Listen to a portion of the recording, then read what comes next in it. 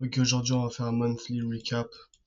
Donc on va, ce mois d'avril, comme on est le 3 mai, on va, eh ben, récap tout le mois de avril et tous les trades.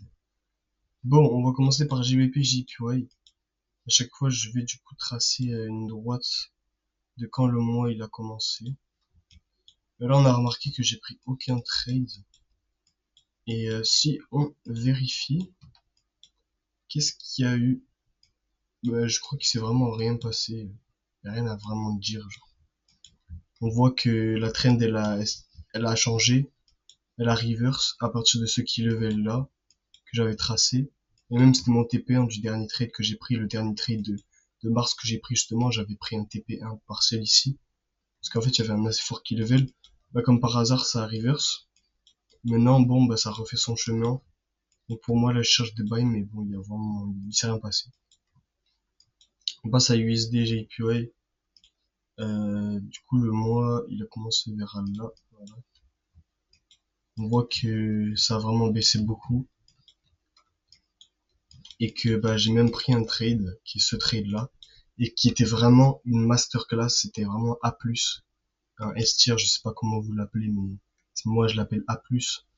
C'est quand ça remplit tous les critères. On voit premièrement que la structure, elle est parfaite, parce que moi je trade les liquidités, les zones de liquidité, dire que la zone est intouchée, que la liquidité, elle est vraiment très belle, c'est celle-là, excusez-moi, celle-là. Il y a encore, bah, il y a quelques bougies ici de liquidité en plus. Ça vient, ça la touche, je prends le setup, magnifique. La raison pour laquelle j'ai mis un TP précisément ici et pas, par exemple, jusqu'à 10R, c'est parce qu'en fait, il y avait quand même un key level, donc pour moi, c'était beaucoup plus safe de mettre le TP ici. Après, bien sûr, le setup, il a pris un lot. On est en tendance baissière. Ça fait que confirmer que ça va continuer à refaire un push down. Donc c'était vraiment parfait. Et c'est vraiment beau. Pour vous montrer du coup le TP, pourquoi je l'ai mis ici. Parce qu'il y a eu ce genre de réjection là, euh, assez significatif. Enfin, c'est pas si significatif que ça, hein, pour être honnête, mais quand on regarde comme ça là, bon, tu vois, moi je préfère jouer safe, surtout pour les débuts comme ça, donc c'est pour ça. Et ouais, c'était vraiment une masterclass ce trade. Je... C'était vraiment bien. Et puis après, il s'est rien passé d'autre. Si on regarde Chef JPY, que s'est-il passé pendant ce mois? J'ai pris un trade, hein, il me semble, ici. Du coup, le mois, il commence là. Chef JPY, c'était vraiment, le mois de mars de Chef JPY, c'était une masterclass. J'ai pris ces trois setups, c'était incroyable, hein, c'était tous des 10%. Euh, à partir de ce key level pour faire, genre, l'historique. À partir de ce key level, la trend, elle a vraiment reverse. On voit que ça a touché plusieurs fois, que ça montrait petit à petit, genre en prenant des highs. C'est-à-dire ici, ici, ça reprenait, ah, c'est vrai que j'ai cette aussi. Ici, ça prenait des highs. Ici encore, ça revint au-dessus, etc., etc. Ça me confirmait encore plus que la trend, bah, elle est passée vraiment bullish. Et le mois du coup d'avril, il open là. Et bah il y a ce setup qui est quand même assez beau, hein. C'est pas le plus beau, honnêtement, c'est pas A+, parce qu'en fait c'est la structure qui est problématique. Euh, Déjà la liquidité, si on compte pas ça, c'est ça, c'est pas le plus beau pour être honnête. Mais en fait, la structure, la trend est tellement belle que finalement je l'ai quand même pris, même si la structure n'est pas la meilleure, pour être honnête. On sait tous que la trend c'est plus important que la structure. On voit bien que là, le setup, il prend ce high là. Et qu'est-ce qu'il y a à part ce high? Bah y a rien en fait, parce qu'en fait ça fait plus d'un mois, etc., un mois et demi, qu'on fait que casser des nouveaux highs, etc. On fait que prendre. Là, je vois que ça prend, donc pour moi c'est un bon setup. Au final, ça fait une lose, mais c'est vraiment pas une lose que je regrette parce que pour moi c'est vraiment un bon setup. C'est une lose à cause du gap de vendredi parce que si on regarde bien, j'ai pris le trade vendredi 16h et ben en fait, c'était break-even à la fermeture des marchés le vendredi soir. Moi, je savais pas et j'étais pas informé et j'ai pas fait mes recherches en tout cas. Je savais pas qu'il y avait un potentiel de gap. Oula. Donc, voilà, ça m'a pris mon SL et au final, ça allait directement vers le TP. J'avais pas un TP très très exigeant ou très très ambitieux sur ce trade. Tout simplement parce que déjà, bah, le SL était tellement grand que bon, genre, je voulais jouer safe, c'est-à-dire 3R, 3,5R, ça me plaisait. Et aussi, je voulais jouer ces highs-là, qui sont quand même assez significatifs, je pense. Tout ça, là. Donc voilà, c'était vraiment un petit trade, mais bon. Au final, ça a touché TP, donc je suis content. Je pense vraiment que si le trade n'aurait pas été vendredi, on n'aurait pas perdu. Mais sinon, la suite du mois de Chef J.P.Y, il s'est rien passé, hein, ça a donné sa petite intrigue, etc. On a pris une loose. Ensuite, si je regarde, donc le mois d'avril de KJPY, pour savoir KJPY, c'est vraiment une paire que j'ai intégrée pendant ce mois-ci. C'est-à-dire que je l'ai ajouté vers là, le 20. Et guess what? Bah, j'ai fait deux trades dessus. Malheureusement, un qui était quand même mauvais, l'autre qui était très bien. Les deux, c'est des loses. Je sais pas si c'est quelque chose qui devrait déterminer quoi que ce soit, mais de ce que j'ai backtest, en tout cas, c'est une paire genre, qui est vraiment, vraiment bien. Donc, en fait, le jour, carrément, je l'ai backtest comme par hasard, il y a une espèce d'entry ici. On voit bien que la structure, elle est vraiment bien. Ici, ça touche pas. Donc, ça fait une bonne liquidité. Ça vient toucher ici. Le seul problème que j'ai envie de donner à ce trade, parce que si on parle des qualités, bah regarde, ça prend le, ça prend le lot, ça continue, ça nous montre du coup que ça va continuer la tendance baissière. Enfin, pour moi c'est positif, même ce lot-là, ça le prend, etc. Le seul problème, c'est vraiment que c'est un petit, la structure est tellement petite comparée à la trend que je sais pas si c'est vraiment quelque chose de significatif. Et je pense que je vais ajouter une nouvelle règle qui est bah, de ne pas prendre les petits setups parce que quand j'ai pris cette loss, honnêtement, ça faisait un mois et demi que j'avais pas pris de loss dans une bougie comme ça, vraiment des loss complètement catastrophiques. Euh, et quand tu prends ce genre de loss, bon, ça te fait quand même réfléchir, genre, est-ce que c'était pas finalement un mauvais setup? Parce que vraiment, ce genre de loss, ça m'a donné des flashbacks de quand j'étais vraiment un mauvais trader. J'étais à 15 strips de lose, j'ai fait 15 loses d'affilée sur mon compte là, sur ma propre firme. Je prenais que des mauvais trades, etc. Et c'était tout le temps le même scénario, hein. SL en une bougie, etc. Donc, vraiment, quand j'ai pris ce trade, je me suis dit, attends, y a pas un truc qui cloche, tu vois. Donc, je me suis dit peut-être que, finalement, en fait, il y a un peu tout qui va dans ce trade, à part la structure qui est petite. Et finalement, est-ce que le fait que la structure est petite, ce serait quelque chose qui annulerait complètement le setup? C'est ce que j'ai réfléchi et c'est sûrement quelque chose que j'ai ajouté, très sûrement. Du coup, on prend cette loss, pour moi, c'est une mauvaise loss. Et, euh, et après, ben, on prend cette loss-là. Par contre, celle-là, c'est vraiment une très bonne loss parce qu'il y avait tout qui allait dans ce setup. La structure, elle est parfaite. La trend, elle est parfaite.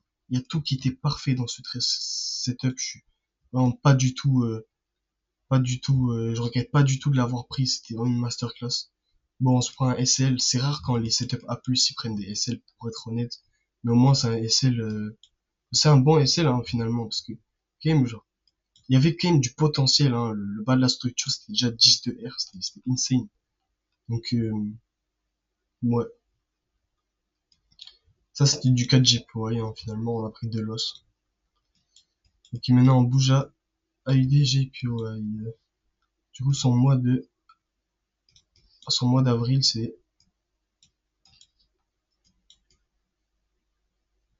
commence là. Bon, il s'est passé quand même pas mal de choses, ça a baissé énormément. Bam, ça fait une double bottom ici, très très forte. En plus, 5 level, tout ça pour reverse. Bon, la basique, hein, la standard. Ça donnait aucune entry, mais je suis quand même en train de patienter. Là, bon, on est en mai, du coup, ça compte plus, tu vois, mais je patiente sur cette entry parce qu'elle est vraiment belle. Et bon, ça donne des confirmations pour aller vers le haut. Donc, vas-y, hein. Maintenant, on passe à EuroUSD, hein. Le mois de avril de EuroUSD. Faut que je fasse plus de vidéos comme ça, même des weekly recap. Mais au moins les monthly recap, il faut que je les fasse. Parce que le jour où je serai millionnaire, etc., j'aurai réussi totalement, eh ben, je pourrai regarder et ce sera des bonnes traces de quand j'ai commencé. Et pour tous ceux qui regardent cette vidéo-là, vous pourriez voir que j'étais comme vous, les gars, j'étais dans la chambre, j'étais à Péorade, les gars, j'étais en France, dans la campagne paumée, et juste je tradais sur mon PC et j'étais nul comme vous, hein, regardez. Euh, regardez hein, mon journaling, les gars, c'est quoi, c'est le troisième mois que je suis en positif, mais sinon c'était catastrophique. J'ai fait le 2 pro firme, donc vraiment, tout est possible, practice make perfect, comme on dit. Et quand dans plusieurs mois, plusieurs années, vous verrez cette vidéo et vous verrez que sur ma chaîne YouTube, on est là, enfin, vous voyez le succès que je vais avoir. Vous allez pouvoir vous dire que voilà, c'est juste du practice. Et sur cette chaîne, je vais vraiment donner toutes les astuces gratuites. M'en bats les couilles, faire des formations ou pas. Dans tous les cas, moi, je vais faire des sous grâce au trading, donc je vais tout vous donner gratuit pour que chacun de vous là qui regarde cette vidéo, vous puissiez accomplir vos rêves si jamais vous voulez travailler dur pour l'avoir. Parce que bon, c'est quand même beaucoup de travail le trading, apprendre ses stratégies, c'est vraiment compliqué, etc. Mais vous verrez que cette stratégie, les gars, c'est le futur. Donc voilà. Euh, si on regarde du coup EURUSD, hein, c'est vraiment rien passé. Enfin, du coup, il s'est passé beaucoup de choses, ça c'est sûr. Mais en termes de moi, mon trading, bon, il n'y a eu aucun setup, donc ouais, vraiment rien à dire. Ensuite, on passe à GBP4.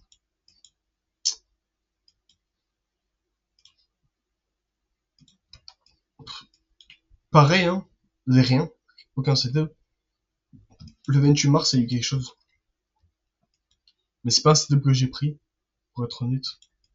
Je l'ai noté comme ça, mais je l'ai pas pris pour je sais plus quelle raison. Au final, ça a SL, donc non, ça a TP1, donc ça aurait été quand même une win, mais bon. Bref, franchement, il n'y a rien à dire sur cette paire. Elle a pas donné de setup. Ensuite, GBP-NZD. Là, les gars, c'était Bomboclat. Pour vous dire, c'était vraiment une masterclass. Bomboclat, comme on dit. Euh, bah, ça a donné deux entries magnifiques. Et pour vous dire, en fait, moi, je tradais pas GBP-NZD au début de ce mois-ci. Ça veut dire que ces deux setups, je les ai pas pris malheureusement. Mais j'ai un pote, Mehdi, là, qui surveillait tous les jours GBP-NZD. Du coup, il a pu avoir les opportunités de prendre ces deux trades. Vraiment, pour être honnête, ces deux trades, c'est des masterclass. Et je les aurais pris très sûrement si jamais je tradais cette paire. Donc voilà, j'ai décidé de l'ajouter quand même parce que c'est une masterclass. Un peu à la même image de Chef JPY qui a fait un mois de mars complètement absurde la masterclass. À partir de là, j'ai commencé à le trade. Bah là, j'ai PNZD, franchement, voilà, y a rien à dire. J'ai fait tout le backtest de la paire, mais c'est sûr que ces deux setups qui sont passés à quand même à 2 jours d'intervalle, ils sont magnifiques. La structure, elle est très belle. La tendance, elle est très belle parce que là, ça prend le lot, même ça prend ce lot-là, donc vraiment, genre, ça confirme la tendance baissière. Après, avant de toucher TP, bah, en fait, ça remonte et en fait, ça recrée un nouveau setup. Du coup, c'était en mode double setup. Le deuxième setup, il fait un 10 de RR. Il y a vraiment rien à dire, quoi. Finalement, c'est quand même une masterclass. C'était du A+, du perfect. Et maintenant, pour finir, UK 100, qui nous a donné une de ses entries masterclass, qu'on a touché TP. Bah celle-là, hein, c'était vraiment A+, hein. Et pour vous dire, les gars, cette entry, c'était quand même lunaire parce que, bah, la dernière bougie avant la fermeture des marchés, c'était vraiment cette bougie-là. Dire que ma bougie d'entry, c'est-à-dire la bougie opposée à la bougie, dans la direction de la zone, après que ça a touché la zone, tu vois. Donc la première bougie bleue, par exemple dans un setup de longue, c'est là où je prends mes entries. C'était pile la bougie de 21h30 et regardez, la deuxième c'est à 2h du mat. Ça veut dire vraiment j'étais là, à 21h30 j'ai vu le setup, et ben j'ai vraiment patienté, j'avais cours le lendemain, mais j'ai patienté jusqu'à 2h du mat pour prendre le trade, aller dormir et regarder la masterclass. Regardez, c'était incroyable, il y avait un énorme gap ici, ça veut dire on avait beaucoup d'espace à remplir. Donc c'était parfait. Moi j'ai mis mon full TP ici. Après moi j'ai un pote, il a fait le forceur, hein. Il a clairement il a mis son TP ici carrément. Et franchement il avait raison quoi. Genre j'aurais pu le mettre à 10 de RR. Après moi j'ai choisi vraiment la facilité, le jouer safe, tu vois. De prendre on va dire les choix les plus safe.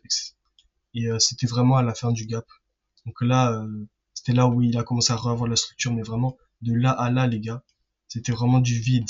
C'est-à-dire que c'était sûr que ça allait le combler. Je me suis réveillé sur un TP là, sur un gap là de... C'était magnifique, franchement, c'était magnifique. Et la structure même, elle est incroyable. La liquidité est masterclass. Ça prend parfaitement. Après ça redescend, mais d'une ligne droite. Tout ça pour remonter et refaire de la structure, c'était vraiment très très beau. Et, euh, et voilà, la structure haussière, elle s'était formée pendant déjà quelques semaines. Enfin non, une semaine à peu près. Donc c'était vraiment beau. Donc voilà, ça c'était mon monthly recap. Si on fait le récap de ce mois-ci, c'est-à-dire j'ai fait 9%, euh, on va voir combien de win rate à peu près.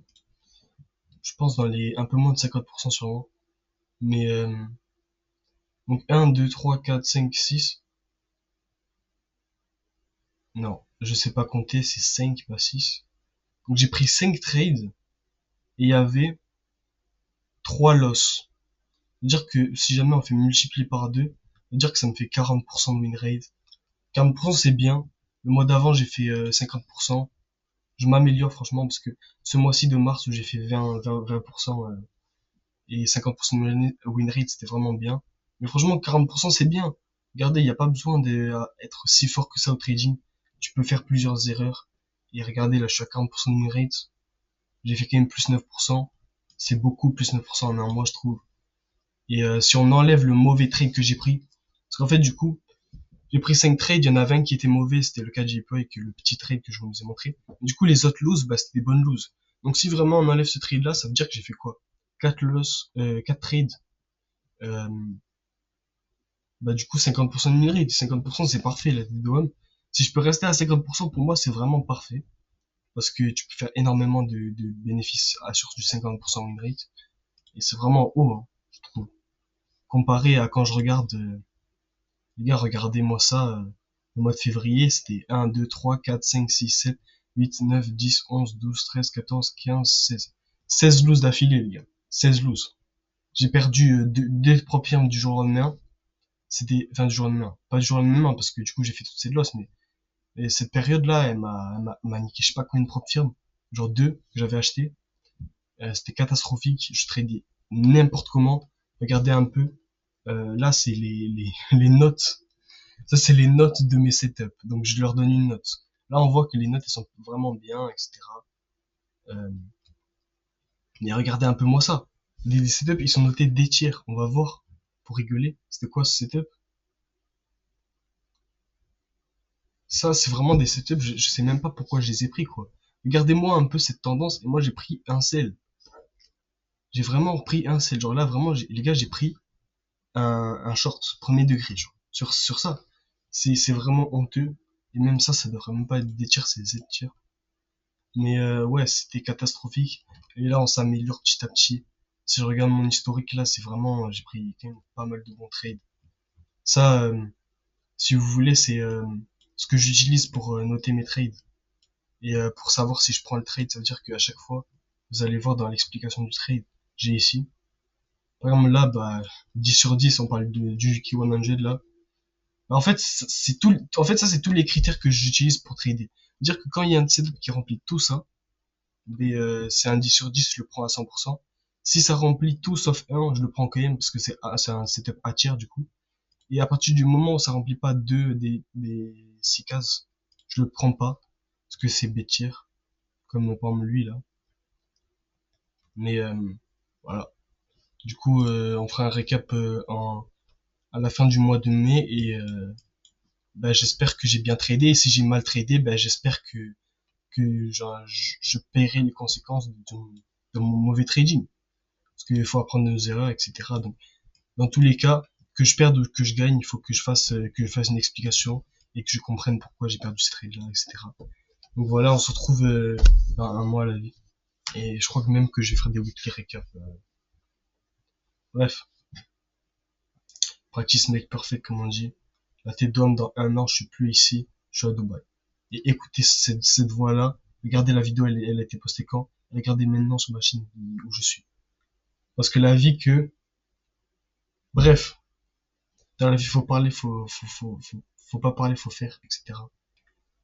J'espère que je vais être un bon témoignage pour les gens qui me regardent ici, les petits là, de 14 ans, 15 ans, qui se rendent compte que le système c'est de la merde et qui vont me voir. Les gars, j'ai 17 ans, j'ai commencé le trading à 15 ans, j'étais comme vous. J'étais rien de plus que vous les gars. Et pourtant, regardez, petit à petit, on construit le succès. Ça se monte par étapes. C'est pas du jour au lendemain, ça fait 1 an et demi que je fais du trading et j'ai toujours pas passé une pro mais j'ai perdu beaucoup, etc. Et c'est parti du chemin. Vas-y,